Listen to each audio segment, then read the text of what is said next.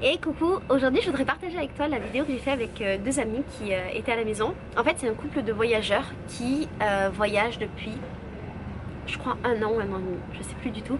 Et ils sont passés à un moment donné par chez moi et j'ai eu envie de faire une vidéo avec eux pour qu'ils expliquent en fait comment ils avaient organisé leur tour du monde et qu'est-ce que c'était que de voyager en couple. Donc je te mets la vidéo, j'espère de tout mon cœur qu'elle te plaira. Un petit détail, quand j'ai monté la vidéo je me suis rendu compte que j'avais l'air un peu triste ou blasée dans la vidéo. Et alors avant que tu te poses la question du pourquoi, c'est parce que je commençais à être malade, je commençais à avoir la crève et donc j'étais très fatiguée au moment de la vidéo, mais j'étais pas du tout blasée, j'étais pas du tout fâchée, j'étais pas du tout triste, j'étais même très heureuse de faire cette vidéo avec eux. Si jamais tu veux les retrouver, ces deux personnes merveilleuses, elles ont un blog et une chaîne YouTube que je te mets dans la barre d'infos, d'accord? Je te fais des gros bisous, je te mettrai leur Instagram aussi les couilles. Bisous, ciao. T'es stressée? Non. Ça va? Ce que je voudrais savoir c'est comment cette idée de tour du monde vous est venue à l'idée? Ça m'est venu, l'idée m'est venue quand j'avais 14 ans, donc il y a 10 ans. Parce que je pense qu'il y avait beaucoup de gens qui voyageaient dans ma famille, donc c'est arrivé comme ça. Et donc moi, depuis mes 14 ans, j'avais accroché une jolie carte dans ma chambre en mettant tous les endroits où je voulais aller voir. Et j'ai commencé à mettre de l'argent de côté tous les mois pour pouvoir partir. Depuis que t'as 14 ans? Depuis que j'ai 14 ans. Donc c'est, au départ c'était des plus petites sommes comme j'étais plus petite. Et puis après c'était mes anniversaires, mes Noël, il y avait des sous qui partaient sur un compte. Normalement c'est les comptes qui servent, c'est les plans épargne logement, mais moi du coup c'était un plan épargne tour du monde. Et puis voilà, après à partir de mes 20 ans, on va dire, ça a commencé à se concrétiser sur, j'ai dit à la fin de mes études je partirais, donc j'ai attendu la fin de mon master pour partir. Et puis entre temps, j'ai rencontré Charles. Et toi Charles, c'était un truc que tu voulais faire avant ou pas? Moi j'ai toujours eu envie de voyager, mais de voyager genre plus différemment. J'ai toujours eu envie d'aller vivre dans des endroits. Genre j'avais très envie d'aller, j'ai très envie toujours d'aller vivre au Canada, d'aller vivre dans la Silicon Valley, dû à mon métier et autres. Dans plein d'endroits, mais j'avais pas pensé à vraiment faire une parenthèse voyage aussi longue en fait. Et du coup, ouais, quand je l'ai rencontré, en fait, le truc m'a plu parce que je suis quand même orienté voyage quand même, j'aime beaucoup ça. Et du coup, assez naturellement, je me suis greffé au projet, quoi. Donc ouais, donc moi c'est beaucoup plus récent, quoi. Ça, ouais, 2 ans et demi. J'aimerais savoir comment vous êtes organisé concrètement, parce qu'en fait les gens, ce dont ils ont peur souvent, c'est de se dire comment je vais faire pour partir aussi longtemps, pour mon appartement, pour mes meubles, je vais devoir quitter mon travail, comment je vais faire pour rester loin de ma famille, pour rester loin de mes amis, comment je vais rester en contact avec les gens, comment je vais revenir après dans la société, machin. Donc vous concrètement, déjà la première chose, est-ce que vous aviez des peurs au moment où vous avez commencé à penser ou à organiser ce voyage? Moi c'était... Alors c'est assez bizarre, c'était la peur d'être déçue de mon voyage en fait. Parce qu'à la fin, sur les derniers mois de préparatifs, je me suis rendu compte que ce voyage c'était quand même un projet justement depuis mes 14 ans. Et j'avais peur d'être déçue parce que j'avais trop idéalisé la chose, j'avais trop réfléchi. Et j'avais peur en fait d'avoir une déception. Ça peut être un peu paradoxal avant de partir, d'avoir peur d'être déçue. Et j'avais peur aussi par rapport à Charles. Au début, quand on a commencé à parler de partir ensemble, qui partent pour moi et pas parce qu'il y avait une envie de voyager. Et là pour moi c'est contradictoire en fait, parce que si tu pars pour quelqu'un, il y a toujours un moment donné où ça va mal se passer, parce que tu peux pas, partir pour quelqu'un c'est pas une bonne raison de partir. Donc il s'avère que c'était pas ça. Mais du coup, c'est vrai que moi en premier j'ai eu ce truc là quand j'ai rencontré Charles. Moi plus qu'une réelle peur, j'avais un peu peur pour mon boulot en fait. Le fait est que j'avais pas peur de perdre un boulot et de pas retrouver quand je revenais ou autre. C'est juste que je travaillais dans une petite start-up, le projet me plaisait à fond, j'étais ultra impliqué et en fait j'avais peur de rater des trucs en partant en fait. Plus ça, parce que vraiment j'adorais mon boulot et j'adorais notre produit, j'adorais ce qu'il venait. Et puis donc quand tu participes à la naissance d'un truc et à le faire grandir, partir en plein milieu comme ça, alors que tu es vachement impliqué, moi j'avais peur de ce truc-là, franchement j'avais peur de me dire merde, j'aurais dû rester quoi. Et, mais c'est tout, globalement non, j'ai pas eu peur j'ai jamais trop eu peur de lâcher ce que j'avais pour partir quoi. Non, j'ai pas spécialement de peur. Ah, du coup vous êtes organisé comment? Vous avez fait quoi pour votre travail, vos maisons, vos chats? Comment on a fait? Déjà l'appart, on l'a lâché. Ouais, l'appart c'était une location, donc voilà. Ça c'était pas Et vous l'avez compliqué. laissé juste avant de partir, ou vous l'avez laissé bien avant de partir pour économiser On l'a laissé une semaine avant de partir. Ouais, une semaine avant, un peu plus, Ouais, 15 jours. Non, 10. Ouais, quelque 10 chose comme jours ça. avant de partir. Et on est, du coup, là, on en a profité pour aller faire le dernier au revoir à nos familles. Mais sinon, non, parce que Charles a travaillé jusque 10 jours avant qu'on parte. Et du coup, on avait besoin de garder l'appartement. Ça a été envisagé à un moment donné de quitter l'appartement plus tôt, mais pour le travail de Charles, c'était pas possible, c'était trop compliqué. Donc on a quitté notre appart au dernier moment. Donc ça a été beaucoup de tout au dernier moment. Les cartons, on a fini de les faire, je crois, à 1h du matin avec le camion qui arrivait le lendemain. Tout a été fait un peu à l'arrache au final, malgré les 10 ans de préparation que j'avais, tout a été fait à l'arrache au final. Le gros des meubles, moi j'ai eu la chance d'avoir mes parents en fait, qui ont un sous-sol immense. Du coup, ils ont pu stocker nos meubles.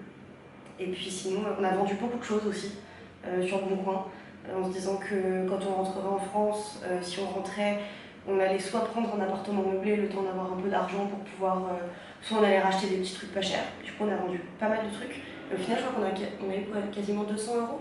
Ouais, un truc comme dans les 300 euros. 200-300 euros en plus, en fait, Ouais. juste de la vente des trucs. Et nos chats, parce qu'on a 2 chats. On a eu beaucoup de chance, c'est ma maman qui a pu les récupérer.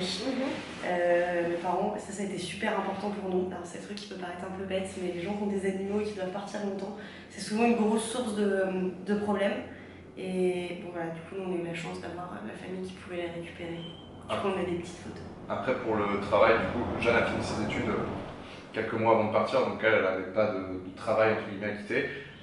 Moi j'étais en CDI, j'ai vu avec ma boîte les différentes façons pour que ce soit au mieux pour eux et pour moi. En fait, le but c'était pas de, comme c'est une petite structure, le but c'était juste de faire au mieux.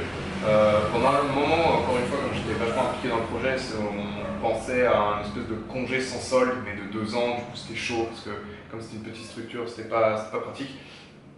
Et du coup, j'ai juste démissionné.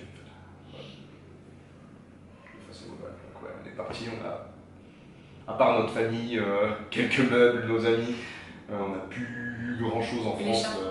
Ouais, il fait partie de la famille, les chats, voilà. Et après, sur la logistique même du projet,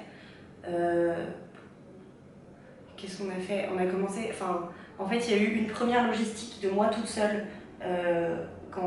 avant de rencontrer Charles. Il y a eu la logistique de quand on a commencé à parler de voyager ensemble. Ça n'a pas été une période facile, entre guillemets, parce que pour moi, comme c'était vraiment un projet depuis très longtemps, c'était un peu mon bébé. Et j'étais d'accord pour qu'il vienne avec moi, mais c'était difficile de l'inclure dans le projet. Et donc un jour, il m'a regardé, il m'a dit bon, par contre, en fait, c'est pas ton voyage, c'est notre voyage, donc on va commencer à penser les choses à 2. Du coup, on a fait une petite liste de pays qu'on avait envie de voir, des trucs qu'on pouvait, qui nous disaient, des points et tout. Puis après voilà, il fallait mettre de l'argent de côté. Continuer à mettre de l'argent de côté. Se renseigner, essayer de voir les points importants, les assurances, les banques, les trucs comme ça, les billets d'avion et autres.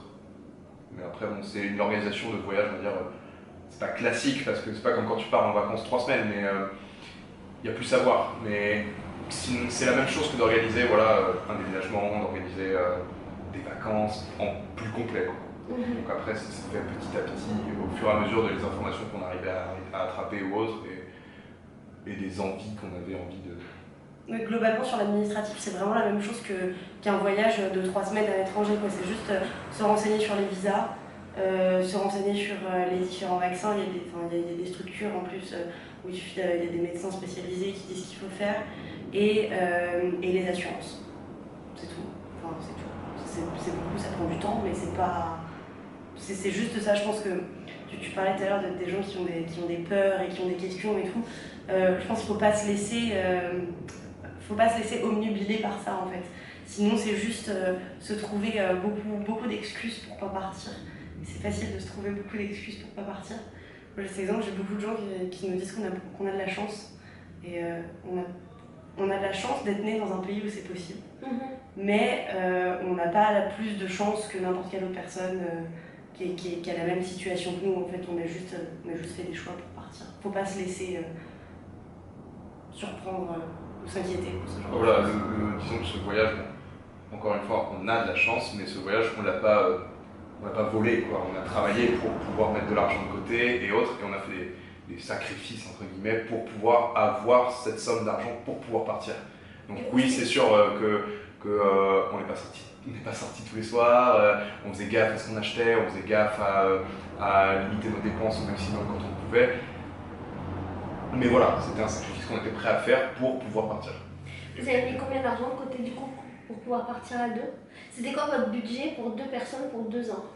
2 personnes pour 2 ans, on est à 50 000 euros. Voilà, mais tout compris avec banque, assurance, vaccin, vie sur place, visa, le billet d'avion, même tout compris. Ce qu'on a avant, genre nos équipements, donc ça passe par le sac à dos, les fringues qu'on a dû racheter, ce genre de choses. On est à 50 000 euros. Alors quand on dit une somme comme ça peut faire énorme. Mais vous en fait, êtes deux, donc voilà. vous êtes déjà 25 000 par personne. Et en fait, si on divise par le nombre de mois, on se rend compte que ça coûte moins cher que de vivre en France. Quoi. Enfin, la plupart des pays coûtent en gros un mois, tout compris, va coûter moins cher qu'un mois, tout compris en France, en comptant le loyer, impôts, taxes, bouffe, transport et autres. En tout cas, ça nous coûte moins cher ou équivalent en fonction des pays à nous que ce qu'on avait quand on vivait en France. Et alors du coup, on a dit quelles étaient vos peurs, comment vous êtes organisés. Donc maintenant voyage. Moi ce que je veux savoir c'est si c'est facile ou difficile de voyager en couple. Quels sont les avantages et les inconvénients, mis à part le fait que vous dormez dans des salons et que du coup vous n'avez quasiment plus de vie sexuelle. Quels sont les avantages et les inconvénients à voyager en couple? Déjà dans les gros avantages, le gros avantage c'est que t'es jamais tout seul dans des moments où t'as vraiment pas envie d'être tout seul. Je sais pas, c'est tout con, mais t'arrives de nuit dans une ville que tu connais pas, t'es pas tout seul. Déjà t'as quelqu'un qui est avec toi, t'es plus rassuré. Même t'as un coup de mou ou quoi que ce soit pendant le voyage, que voilà, au final tu bouges tout le temps, tu rencontres des gens, mais c'est toujours éphémère. Tu bouges, tu peux avoir des coups de mou, on en a déjà eu. T'as toujours quelqu'un pour te soutenir, ce genre de truc. D'un point de vue organisation, c'est aussi plus simple parce que quand tu voyages tout seul, tu dois tout gérer toi-même. Tu dois gérer ton itinéraire, tu dois gérer ton budget, tu dois tout gérer tout seul. Ici, par exemple, nous, l'organisation qu'on a, c'est que je m'occupe des comptes et Jeanne s'occupe des itinéraires, de comment on va aller d'un point A à un point B, quels sont les endroits cool où on pourrait aller, tout ça. Donc déjà, rien que ce truc-là, paf, on gagne chacun 50% du temps, quoi. Et mine de rien, ça aide. Et puis du coup, il y a le fait d'être en couple plus que d'être juste avec des potes, c'est que mine de rien, tu as cette confiance. Tu sais, toi, genre. Tu sais que tu vas pas, t'as pas besoin de chercher s'il va y avoir un problème, de vérifier derrière ou quoi que ce soit, quoi. Tu peux faire confiance. C'est déjà des gros avantages, quoi. C'est un point en moins pour ça. Puis même, tous les jours, dans ce voyage, c'est extraordinaire. Tous les jours, on fait des choses incroyables, on rencontre des gens merveilleux, on voit des trucs vraiment dingues. Et avoir quelqu'un avec qui le partager aussi, je sais que moi c'est une autre peur, ce qui peut me faire peur en rentrant en France, c'est le décalage que je vais avoir avec les gens qui sont pas partis. Je sais que les gens vont me poser des questions, ils vont s'intéresser, mais voilà, eux ça n'a pas été leur vie pendant 2 ans, du coup ça va les intéresser une soirée, alors que moi j'aurais toujours ce truc d'être toujours dans le voyage plus longtemps, et là j'ai quelqu'un avec qui partager mes souvenirs. Et nous, aussi, on se crée des souvenirs ensemble. Et malgré tout, avant de partir, ça faisait pratiquement 2 ans qu'on était ensemble. Et même après 2 ans, ce voyage, on continue à apprendre à se découvrir. On en apprend toujours l'un sur l'autre, mais on est même parfois surpris par les traits de caractère de l'autre, même après 2 ans. Et on se motive et on se pousse à aller plus loin. On avait parlé de ce fameux trek qu'on a fait là, pendant une semaine au Pérou. Et moi, j'aurais jamais marché aussi longtemps, fait des kilomètres et des dénivelés aussi importants si Charles n'avait pas été là. Et c'est, je pense aussi, avoir quelqu'un sur qui on peut compter, quelqu'un qui nous aide à nous dépasser. Et c'est vrai que parfois, ça fait aussi du bien d'avoir quelqu'un qu'on connaît, juste pour se mettre dans un lit, regarder un film quand ça va pas. C'est agréable. Et après, il y a aussi quand même des avantages. C'est comment formuler ça sans que ça me paraisse terrible. Ouais, t'as un manque de liberté entre guillemets, parce que même si on s'empêche de rien faire, il y a toujours ce moment où on se dit, mettons, il nous reste 15 jours de voyage. Moi, j'aimerais passer ces 15 jours au bord de la plage, là, et toi, tu aimerais les passer dans la montagne à l'autre bout du pays. Bon, voilà, fais un choix, quoi. Tu peux pas aller uniquement dire, oh, j'ai envie d'aller à la plage, paf, je prends le bus, je me casse à la plage. Tu vois, tu dois dire, bon, ouais, bah là, on va pas pouvoir aller à la plage là, parce que là, ce serait plus cool d'aller à la montagne maintenant, parce que dans un mois, on va de nouveau être pas loin de la mer, et blablabla. Faut faire des compromis, tu vois, des compromis de ce style-là, ou dans la journée, tu vois, un jour où toi, t'as pas envie de bouger, et l'autre a envie de bouger, mais se sent pas forcément rassuré dans une ville tout seul, tu vois. Par exemple, comme ça pourrait être le cas ici à Rio, tu vois, quand tu arrives, tu ne sais pas, on te dit ouais, c'est une ville hyper dangereuse et tout. Ça peut être le cas, tu vois, où tu te dis bon bah du coup je vais bouger parce que j'ai pas envie de laisser l'autre tout seul et on sait jamais ce qui peut se passer, blablabla. Donc un manque de liberté dans ce sens-là, mais c'est vraiment genre minime. Et après il y a ce truc de quand on est un couple, quand les gens qui sont en couple et qui vivent ensemble, voilà, on vit ensemble, mais en général les gens ont des vies séparées. Ils partent le matin, ils travaillent la journée, ils se retrouvent le soir. Globalement, en général, le soir, je sais pour avoir vécu avec Charles, tu restes quoi, 3, 4, 5 heures, et puis après tu vas te coucher, et puis le matin, bon, un peu la tête dans le cul avant de partir au taf. Et après, bon, tu te vois le week-end, mais le week-end t'es aussi avec tes potes. Et en fait, c'est une dynamique complètement différente d'être dans le voyage. En voyageant ensemble, on est pratiquement 24 heures sur 24, 7 jours sur 7 avec l'autre. Pratiquement tout le temps. Et c'est vrai que je pense, bon après chaque personne est différente, hein, mais je pense que de base, un être humain a besoin de moments pour lui, d'avoir son espace personnel. Et c'est vrai que quand ton espace personnel se réduit juste à je vais prendre ma douche et c'est mon moment où je suis tout seul, parfois ça peut peser un peu. Il faut avoir le recul et de se dire ok, même si moi j'en ai pas besoin, je sens que l'autre a besoin d'espace et de laisser un peu d'espace à l'autre. Et en même temps, ce qui est assez paradoxal, c'est que malgré le fait qu'on est tout le temps ensemble, on n'a pas forcément toujours des moments, des moments qualitatifs ou d'intimité ensemble. Alors, notamment depuis qu'on est au Brésil, où les auberges de jeunesse coûtent plus cher, globalement l'hébergement coûte plus cher, on dort beaucoup plus en dortoir. Donc c'est vrai que pour un couple, d'un point de vue de l'intimité, c'est quand même une problématique. Et après, voilà, on rencontre, ce qui est génial avec le voyage, c'est qu'on rencontre plein de gens. Parfois, du coup, là, on s'est retrouvé à voyager avec un Allemand pendant un peu plus d'un mois. Et du coup, moi, c'est une troisième personne qui est pratiquement aussi 24 heures sur 24, 7 jours sur 7 avec nous. Et du coup, les moments de qualité du couple, en fait, sont aussi réduits. Donc c'est assez paradoxal et il faut savoir prendre ces moments. Il faut savoir de temps en temps dire tiens, est-ce que ce soir on n'irait pas, bon, ça va nous coûter un peu plus cher que ce qu'on doit dépenser, mais est-ce qu'on n'irait pas aller faire un resto juste tous les deux, passer quelques heures ensemble ou autre. Parce que du coup là, c'en est devenu bizarre, mais effectivement, comme elle le disait, on a tous ces moments où tu as envie juste d'être tout seul, de pas parler, d'être dans ton truc. Et nous, ces moments-là, en fait, c'est devenu nos moments dans les bus, quoi. Comme on prend les bus super longs et autres, ça peut nous arriver, ça nous est arrivé ici au Brésil, on a pris un bus de 21h, on s'est pas adressé la parole ou presque, quoi. Et à un moment, je suis descendu du bus pour aller m'acheter à manger, je lui ai demandé si elle voulait que je lui ramène quelque chose, et c'est tout. Sinon, tout le reste du temps, on regardait des séries ou on lisait, mais on était chacun dans notre coin, dans notre bulle à nous, quoi. Ça nous permet c'est nos moments où, comme de toute façon on est bloqué dans un bus, on utilise ces moments-là pour être tout seul, parce qu'à ce moment-là, il n'y a rien à découvrir, entre guillemets, tu vois. Mais après, on a beaucoup de personnes, surtout au début de notre voyage, qui nous ont dit ah ouais, voyager en couple, ah moi je pourrais pas, c'est que des contraintes et tout. Et c'est vrai que bon, c'est pas blessant, mais ça fait toujours un peu bizarre quand il y a beaucoup de gens qui disent la même chose. Au final, pour moi, voyager en couple, il y a 1 million, de choses qui sont négatives, mais il y en a tellement plus qui sont positives. Enfin, moi je sais que c'est. Même si moi j'avais prévu ce voyage au départ toute seule, aujourd'hui, j'arrive pas à l'imaginer, sans Charles, quoi. C'est devenu vraiment, c'est vraiment une super expérience, quoi. Y a pas. Bon, après, on a les gens aussi qui disent que ça teste le couple, ça, j'en suis pas certaine, mais. T'as cette espèce de truc des gens qui, sans le vouloir, en fait, mettent une pression supplémentaire sur ce départ. T'as déjà une sorte de pression parce que mine de rien, plus le voyage se rapproche, plus t'es là, oh, attends, j'ai plein de trucs à faire et tout, machin.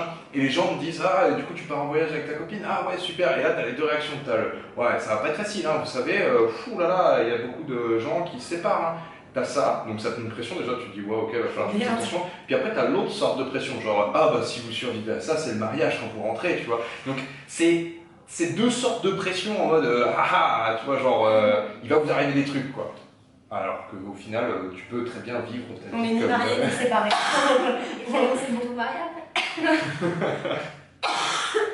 Rien n'est prévu pour l'instant. Pour l'instant, on est bien comme ça. Et alors du coup, c'est quoi l'après? Il vous reste combien de temps de voyage? Il nous reste 1 an et demi. Ça fait 6 mois là, ouais. Un tout petit. Donc l'après, bah, c'est finir notre voyage. Du coup, pendant... normalement. Ça, c'est... Pendant, ouais, il nous reste 1 an et demi. À peu près, plus ou moins. Et il nous reste, du coup là on est sur la fin de notre partie au Brésil. Après on va passer quelques semaines en Argentine, quelques semaines au Chili.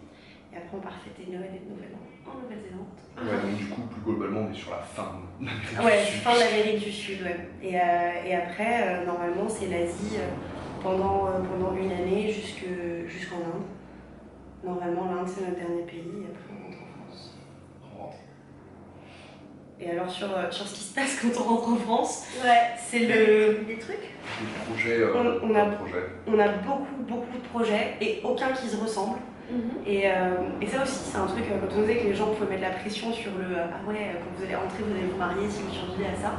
Il y a aussi une grosse pression, après bon, je suis désolée si nos parents regardent la vidéo, mais qui vient donc quand même plus des parents globalement sur qu'est-ce que vous allez faire de vos vies en rentrant.